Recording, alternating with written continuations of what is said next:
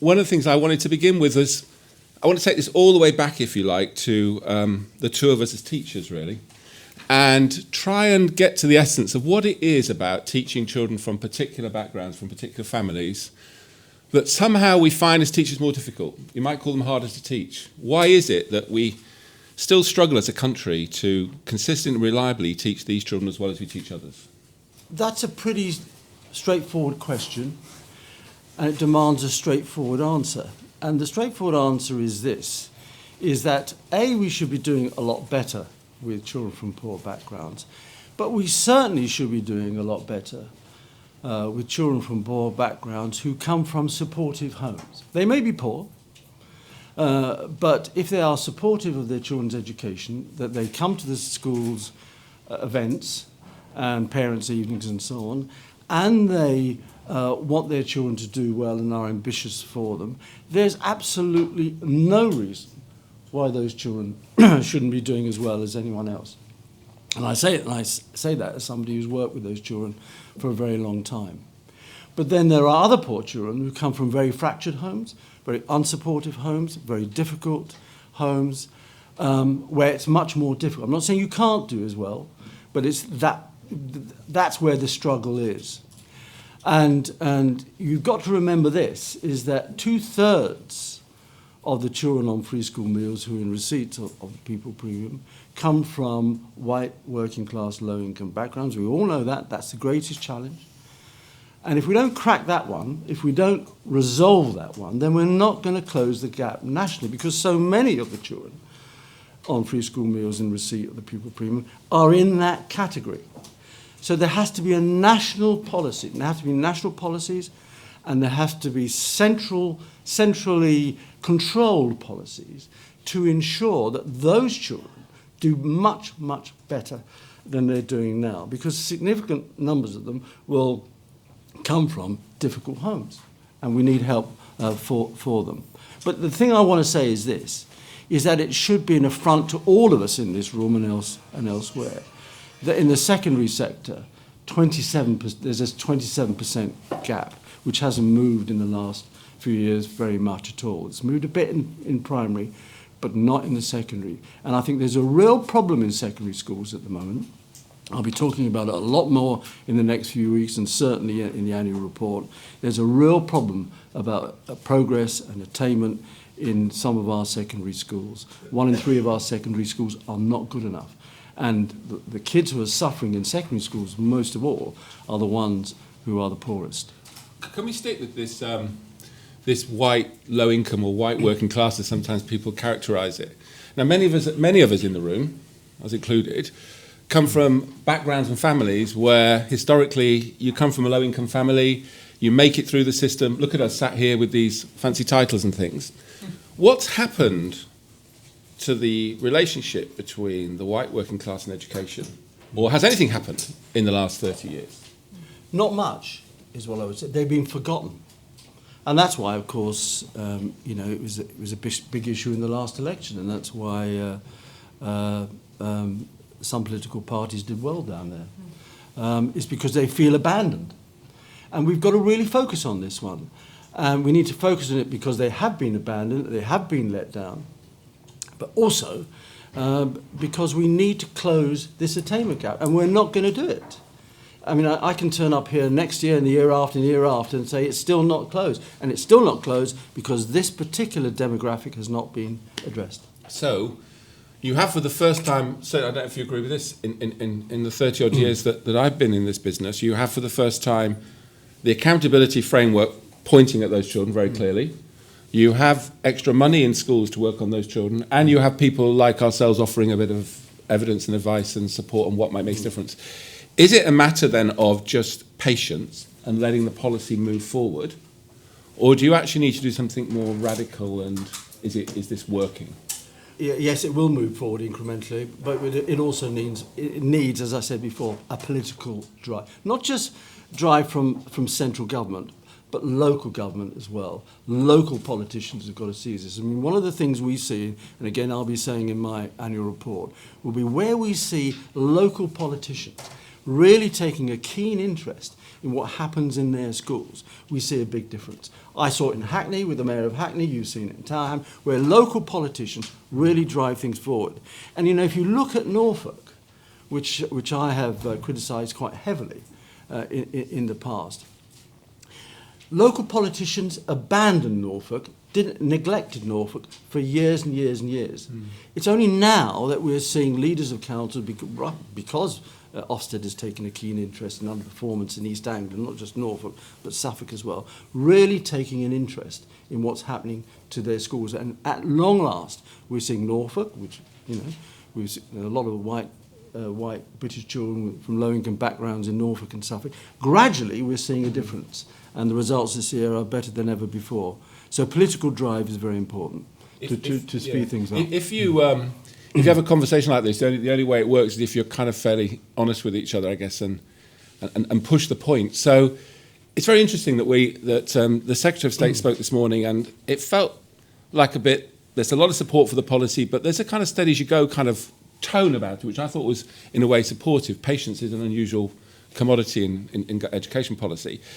And then you get the news this week around the coasting schools, which feels like, in a way, actually, let's take these schools away from local politicians. We then got the point about local politicians should be driving the agenda more. And as you know, local politicians is one of my specialisms. Ask them to do two things at once is a huge order, let alone any more than that. So have we got a risk of a mixed message to people locally who are democratically elected as local politicians, where some are saying, thank God someone else is taking responsibility for the schools? Or are we genuinely saying, actually, what we want you to do is to recast your responsibility for children and schools in a new, and how are they supported to do that? So what do we actually mean by local politicians taking responsibility? Jules Pipe, the Mayor of Hackney, welcomed the academy programme. He saw it as a means of delivering better education for children in Hackney. And he brought in the academy programme and wanted to see it develop.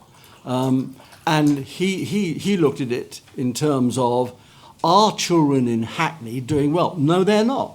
So we need new drive, we need new schools, we need new leadership, because these are our children. And that's what I'm talking about. Look, this is not about academies and local authority. This is about local politicians and local leaders, chief executives, leaders of council saying this isn't good enough, and banging the table and making sure that head teachers in those communities deliver better provision. That's the most important issue.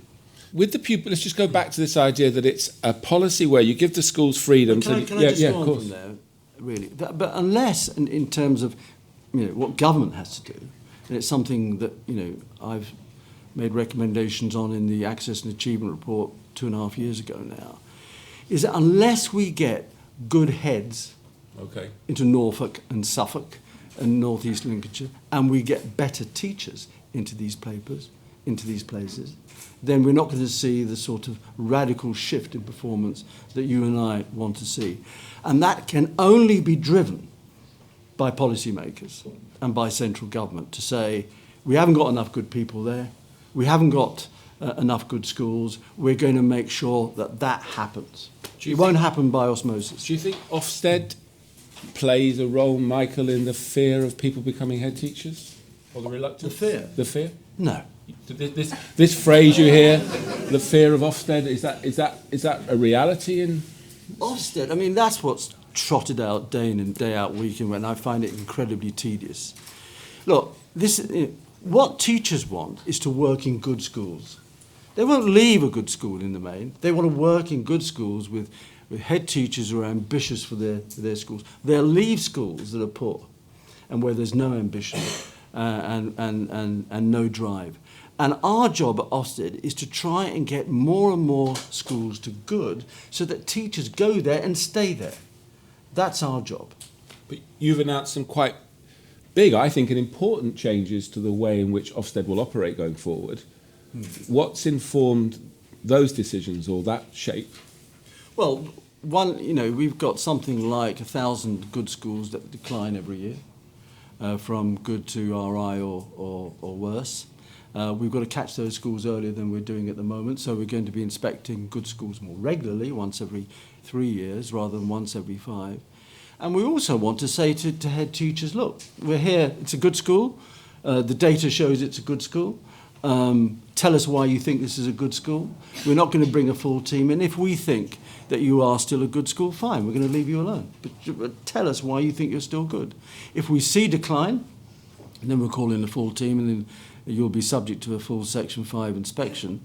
But if there are things going wrong here and there, but it's not particularly serious, but more importantly, you and the leadership team have got a clear plan to improve things, then we'll leave you alone. And just moving away from the individual school and the inspection framework, there's an increasing kind of, it feels to me, energy for collaboration and federations and schools working together as partners. How does the accountability framework face that new resource and new kind of energy in the system? What's your take on that? Well, we're inspecting local authorities, we're inspecting academy chains, and we're using roughly the same frameworks. We're seeing more and more schools in clusters and federations and partnerships. And in the future, beyond my time, we might see Ofsted just inspecting the clusters and federations rather than individual schools. But I suspect lots of parents will be opposed to that because they want to know how their school, where their child goes to, is doing.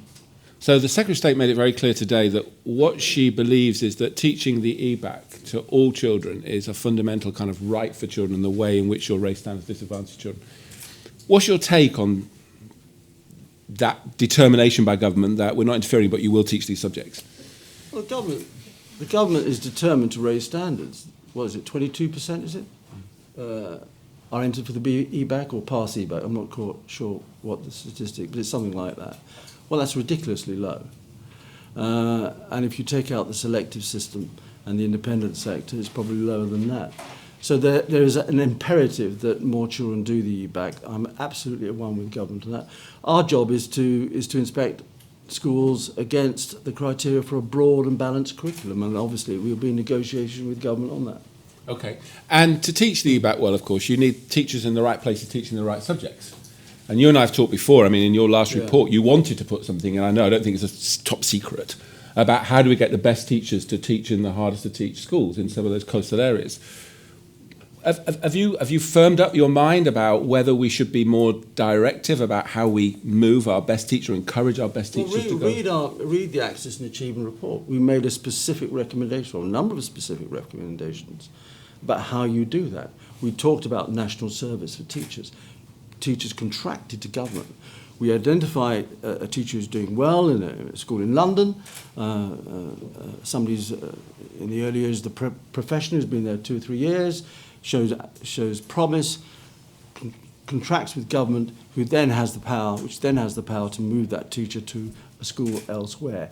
But the quid pro quo is that the incentives will be good, whatever they happen to be, and we will make an undertaking to professionally develop that teacher into leadership as soon as possible. I mean, at the end of the day, the pupil premium problem will, and the gap between FSM and non-FSM, will be resolved if we have good schools led by good leaders who know what to do, and you've heard from some of them this morning. There are not enough of them.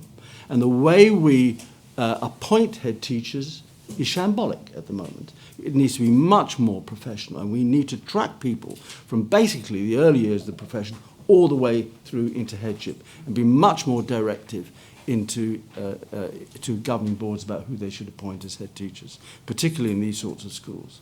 So there's lots of threads there that you can now pick up as a question. There's a couple more for me, but I'm going to hold mine back. So, hi, I'm Raj Chande from the Behavioural Insights team. I'm also running a couple of EF trials for University of Bristol, so thanks very much for the funding.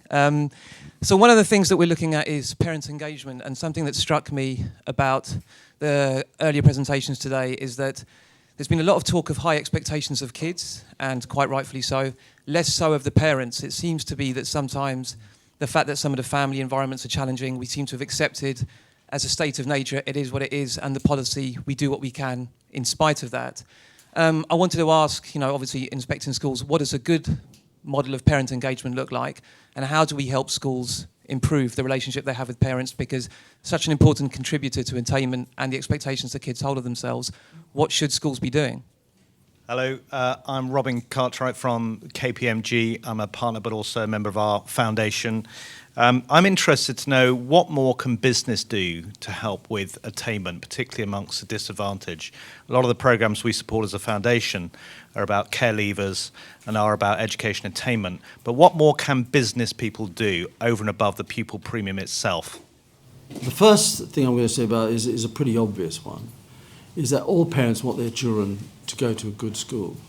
And even the most difficult, even the most feckless parents, in my experience, once they know a school is good and has high expectations of them, will usually support that school, and do their best to support their children.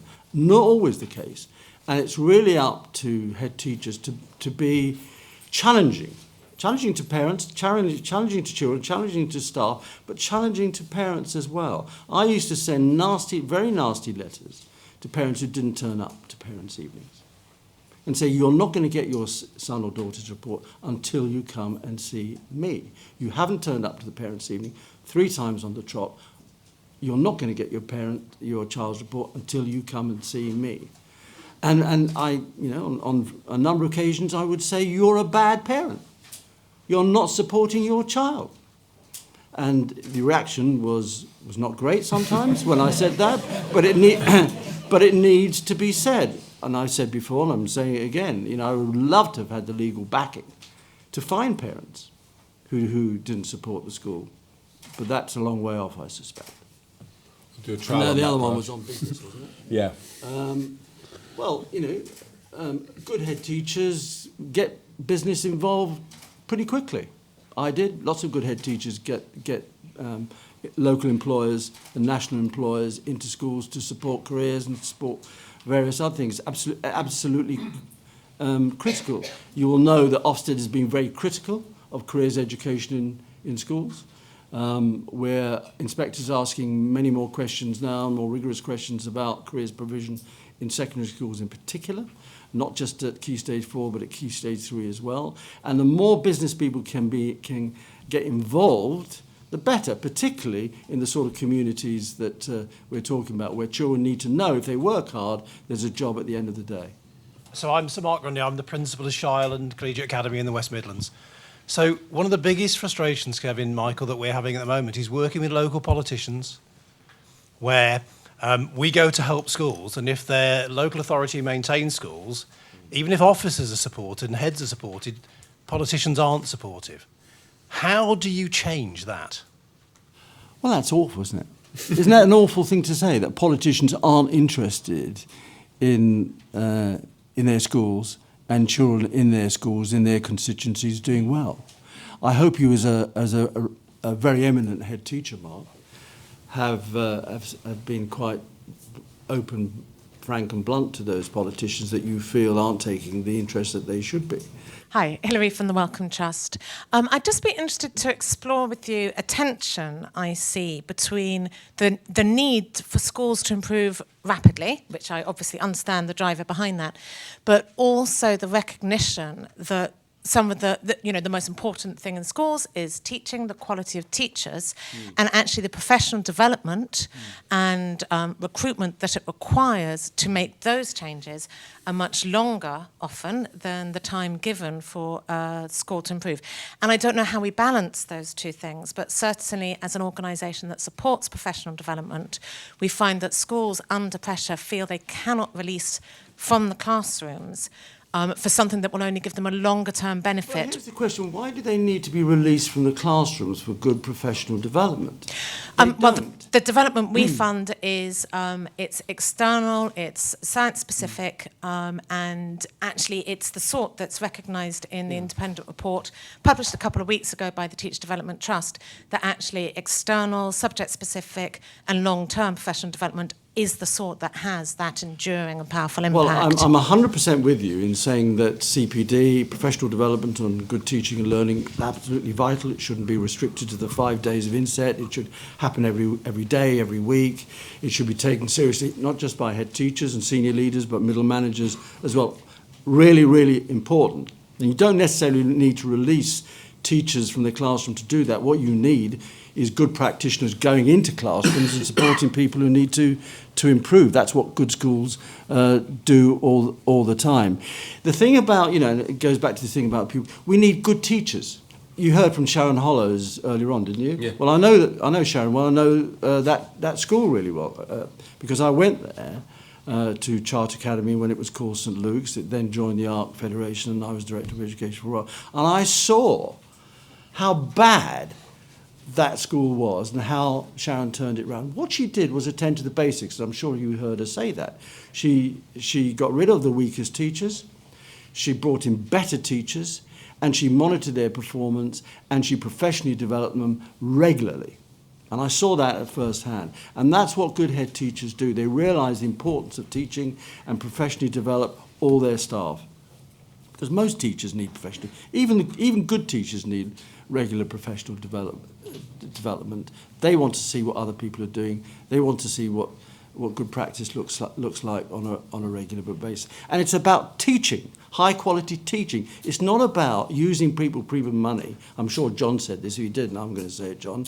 It's not about employing additional staff and lots of TAs, and learning mentors and psychotherapists. It's about employing good teachers who can teach across the ability range. And that's what it's all about. Can I just push that a bit further? Because so what Sharon also had, I guess, was when you were leading the school side of ARC, she had you coming in. She had support to build the capacity. Yeah. So at the moment in schools, who is responsible in England for building capacity to improve the provision of education? Who is actually responsible for that in the English system today? Who is accountable? No, who's responsible to improve the capacity of education in this country? Well, you know the answer to that. I don't know the answer. I struggle with the answer. It's a bleeding obvious question. Well, you're going to say head teachers, aren't you? You're going to say schools. I'm going to say leaders. Yeah, but the problem is, responsible. all right, I'll take you to the next step. Who's responsible to improve the quality of leaders? Well, we don't have, of the 23,000 odd schools, we don't have 23,000 great leaders. If we did, the problems would be resolved. But what we do have, and there are a lot of them here, is exceptional leaders who know how to improve their own institution and improve other schools. And that's what's happening incrementally. Yeah. It needs to gather pace, and we need great leaders who can step out of their schools and support other schools. And we're going to award at Ofsted the term exceptional leader to those leaders who are doing that. I'm sorry to be flippant then. So is it a sort of, is it a Marmite thing? Do we just spread the good we've got thinner across? Or do we actually build new people to do it? How do you build marks? How do you build people who create that kind of leadership? Mark will know who, when he's out the school supporting Parkview, he will have people in his own institution who can step up to the plate and take his place while he's out patrolling the corridors of Parkview. And he's building capacity in doing that. And I did that as a head. I would identify good leaders who could step into my place when I was supporting schools in the ARC Federation. And that's what is happening across the country. It needs to gather pace. So when you go to East Anglia or Cambridgeshire or Norfolk... There are not enough good schools. And that's the problem. Look at London and other parts of the country, and you've got lots of good and outstanding schools, lots of good and outstanding leaders. Look at the demography of East Anglia or North East Lincolnshire or parts of Cambridgeshire. Not many good and outstanding heads. What are you going to do there? And when I go back to the question about what central government should be doing is to say, how are we going to incentivise Mark and the other good heads here to step out, not just in Birmingham, but go to Norfolk, go to Norwich, go to Great Yarmouth. And I'll tell you what, this is what we're going to do for you if you do that. That can only be determined by government. Thanks, Josh Hillman from the Nuffield Foundation. And one of the other things we heard from Sharon, and who actually didn't talk that much earlier about teaching quality, although obviously that is a major factor, was about the extension of the role of the school into all aspects of children's life beyond what happens in the classroom. Talked about being involved in interventions with parenting, with health, with diet. And you hear that from many head teachers who've successfully raised achievement amongst disadvantaged children and possibly closed the gap as well. Do you feel satisfied with the way that Ofsted inspects those broader aspects of what schools do? Well, Sharon wouldn't have got 80% if she didn't worry about what happened in the classroom. But she also realised that a lot of her children came from very poor, disadvantaged and needy backgrounds. So she created the nurturing environment in which those children could learn, taught by good teachers. And good head teachers in those sorts of circumstances do both. And Ofsted's job is to recognise that, and we do recognise it. But our prime concern is impact. Are these children from poor backgrounds learning? And if they're not learning, is it because the leadership's poor? Is it because the teaching's poor? Is it because the infrastructure around the school is poor as well? It all boils down to leadership. At the end of the day, there are lots of messages that you'll hear in the course of this morning. But at the end of the day, unless we've got a cohort, an increasing number of really great head teachers who know what to do, we're not going to make the strides we need to. Hi, I'm Betty Chambers from the Institute for Effective Education at the University of York. I'd like to go back to the question that Kevan raised about the part of the responsibility that lies with Ofsted for teachers and head teachers wanting to not volunteer to do those jobs.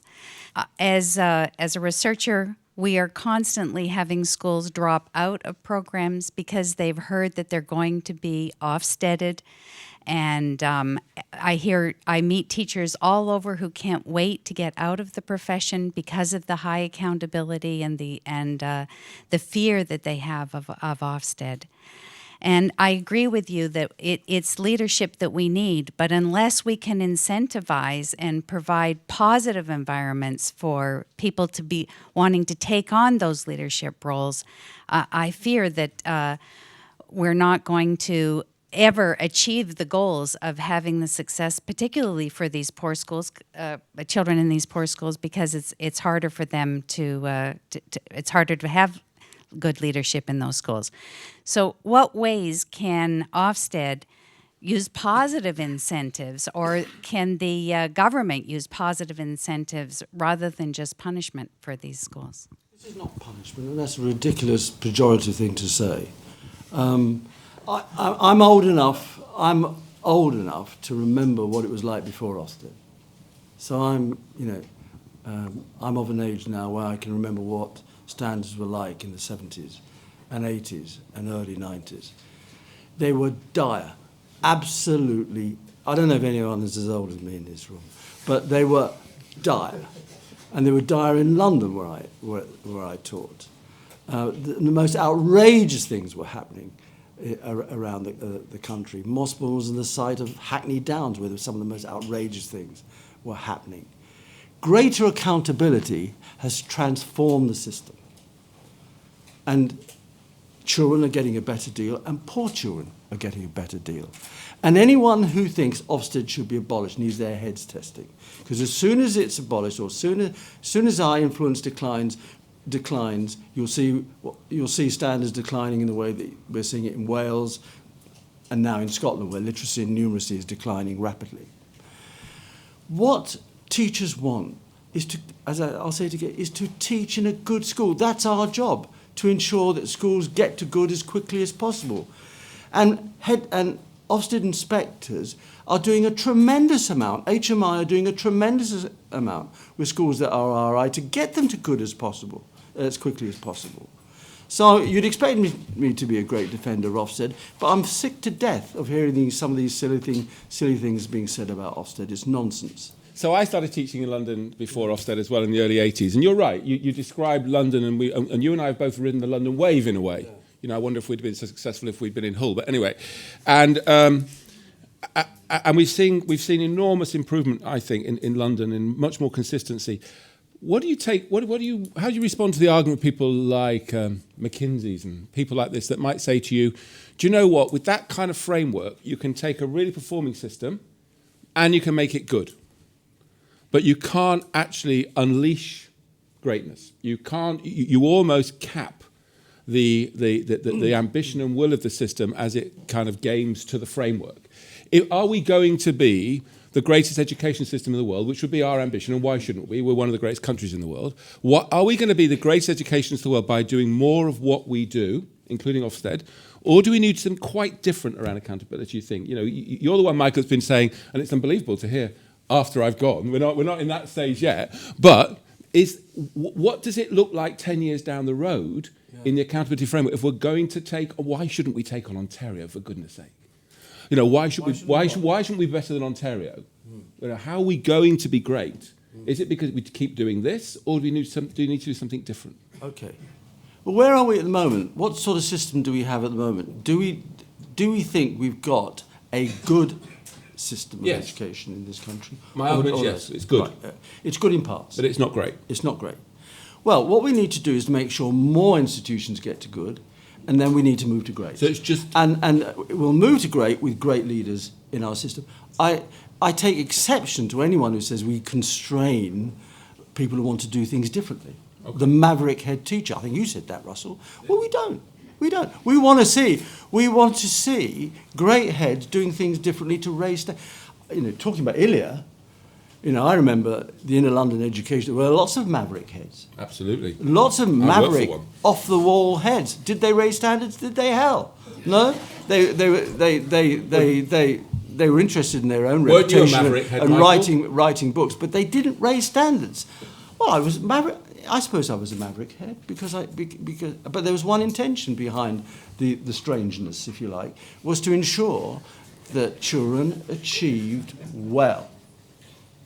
Are you saying more of the same then, Michael? Is that? Are you just taking us on this? Is it an endless? Well, you know, if you think we're good, I think we're good in parts. Is to get the whole country to good, and then we can then take the next stage. Okay, I'm sure you'd like to join me in thanking Michael for his openness and generosity. Thank you very much. Thanks, Michael.